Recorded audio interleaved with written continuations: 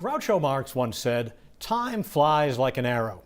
Fruit flies like a banana." The point is, time really does fly when you're spending it with people you love. And Cindy Williams and I have shared this anchor desk for 32 years.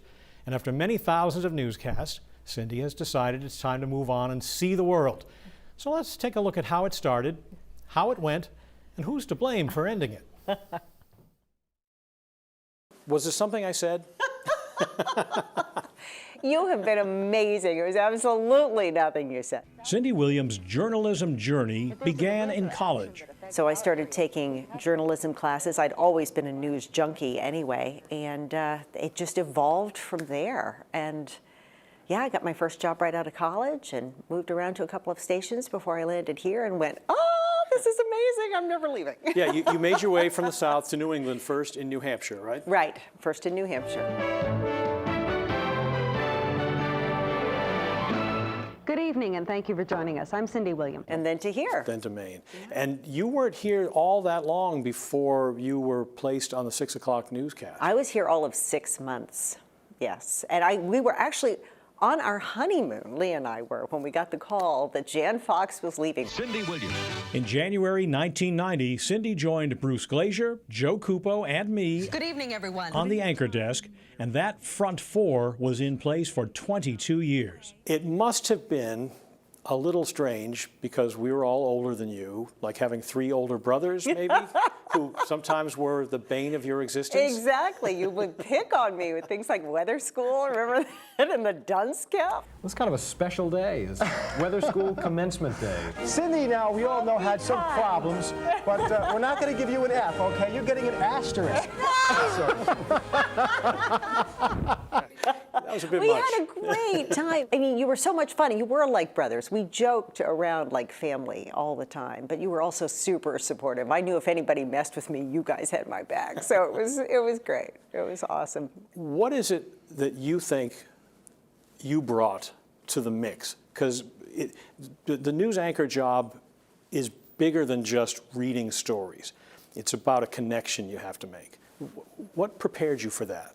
I'm not sure what prepared me for it necessarily, but I do feel like being able to form a connection with people is huge. And I think you do that through empathy and warmth and knowledge and understanding and tolerance. I think it takes all of those things. Some nights were more exciting than others. Election nights, for example. I just remember the excitement of it all. I mean, the newsroom was just buzzing, and the numbers coming in, everybody's ideas of what might happen sometimes happened and sometimes didn't. I mean, it was always a surprise. It was always interesting. And then everybody in the field was always so fantastic at finding the right people to talk to at the right moments. It was also such an honor to be able to interview, presidents. Why should they believe this plan is going to help?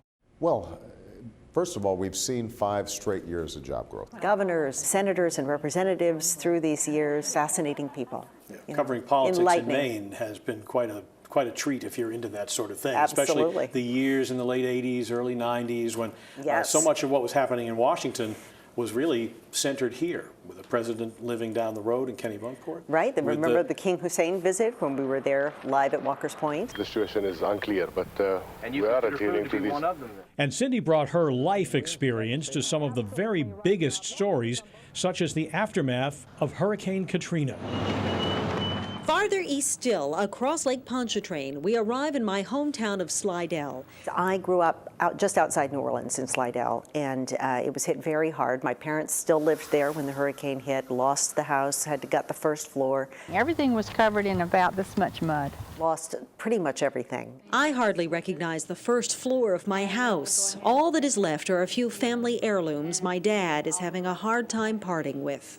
I don't know why we're saving them, because I think that you can see they're already black mold all over everything. And so that was really interesting. I know a lot of people were wrapped up in that story here. I actually went down with a contingent of Mainers who went down to help people fix their homes, and with a National Guard unit that went down to do what they could to help. Oh, it was really gratifying. It was my two worlds kind of colliding at that moment. My community here in Maine rallying to help my community in Louisiana. How are you feeling? Yeah, I feel pretty good. Some stories may have seemed smaller, yet they were anything but. And then, as his decline got worse, he set a date.